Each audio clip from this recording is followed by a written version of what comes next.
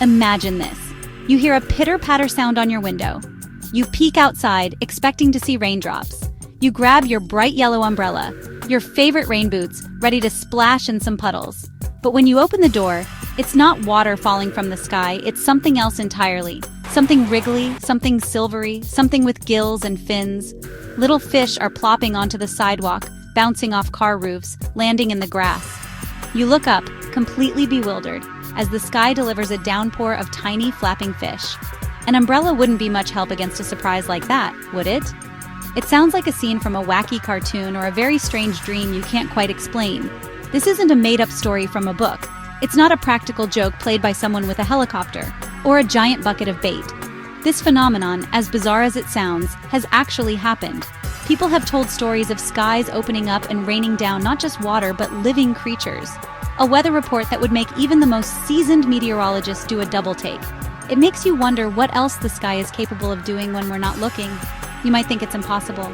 Fish belong in the water, oceans, lakes, rivers. They have fins for swimming, not wings for flying. So, let's put on our detective hats and our science goggles. We're about to dive deep into the world of weird weather. Before we get to the flying fish, let's talk about weather. What is it really? When you hear the word weather, you probably think about what you see when you look out your window. Sunny and bright, cloudy and gray, rainy and stormy, all of those things are part of the weather.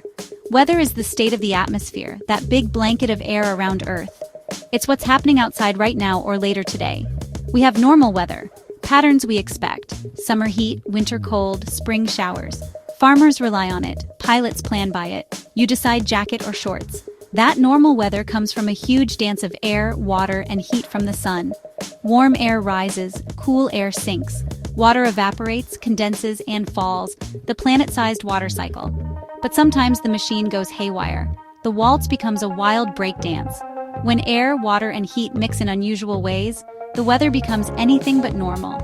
Imagine rain that isn't clear, spooky shades of red or murky yellow, as dust and sand get mixed into clouds. On very cold, clear days, tiny six-sided ice crystals bend sunlight to make sundogs, extra suns in the sky. Sometimes snow comes with thunder and lightning, thundersnow, when a warm layer perches above bitter cold. The atmosphere can paint the rain, add extra suns, and mix thunder with snow. But the most astonishing, bewildering, and completely real phenomenon is when it decides to drop living things from the sky. Let's focus on the star of our weird weather show, the raining fish. Yes, you read that right. Actual living fish falling from the sky, or sometimes recently living.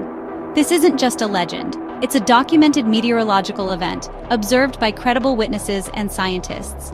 These falls are often specific, sometimes only tiny sardines or a flurry of small bass. Other times, fish land frozen solid, flash frozen high in the cold atmosphere. It suggests they were all scooped from the same place at the same time.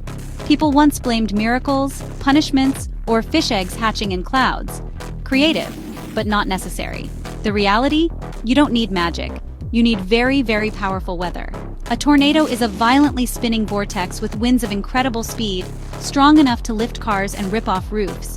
Put that power over water and you get a waterspout. Basically a tornado on water. Its rotating winds create a powerful updraft that acts like a giant straw, pulling water way up into the air.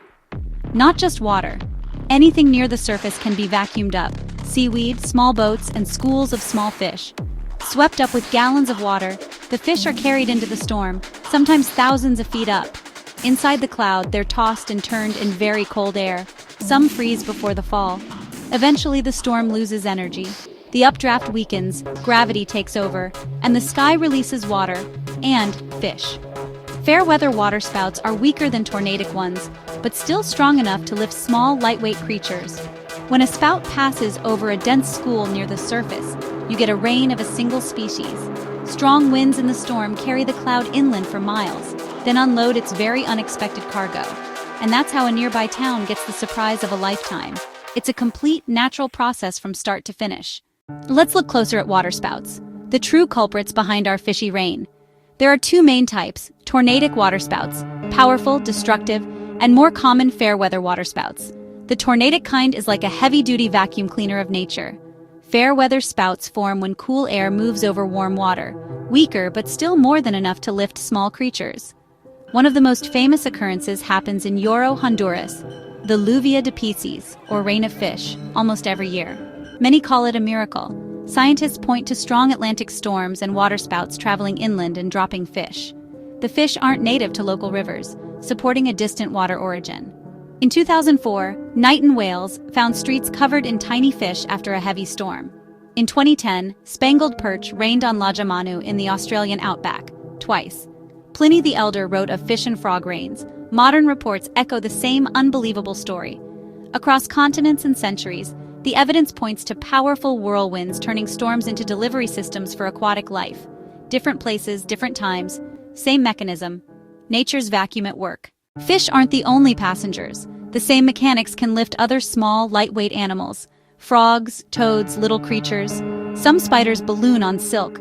Caught in an updraft, they can fall en masse, sometimes still clinging to silky parachutes. There are even reports of worms raining from the sky, likely whisked up from damp soil and dropped miles away. The physics matters. Updrafts can lift small, light things. Fish, frogs, spiders, worms, not cows or elephants. Raining fish shows how a simple rainstorm can hide chaotic forces we rarely see. The world isn't always tidy, but beneath the weirdness, science. Rules that combine into extraordinary results. Think of oceans glowing with plankton, rocks that sail across desert flats, rare mixes of ice, wind, and mud solving old puzzles. From the deepest oceans to the highest clouds, every corner of our planet holds secrets we're still uncovering. The story of raining fish teaches us not to dismiss the impossible. Nature is stranger, more complex, and more interesting than we imagine. Next time you see something strange, don't ignore it. Think about it. Be curious. The world is a giant, ongoing science experiment. Maybe you'll explain the next big mystery, fishy or not.